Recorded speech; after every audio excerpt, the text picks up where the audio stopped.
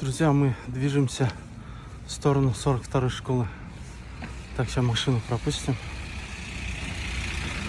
Вот, так что, кто здесь жил, пишите комментарии.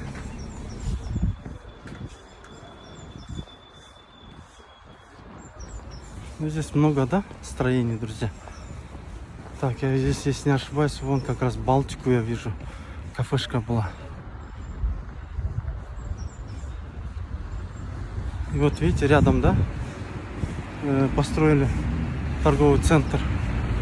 Вот, друзья, ну, наверное, кто жил в 11-м микрорайоне, все люди, наверное, приходили в этот гастроном, да?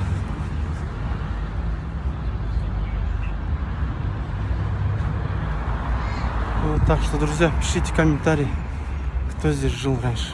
Давайте пообщаемся.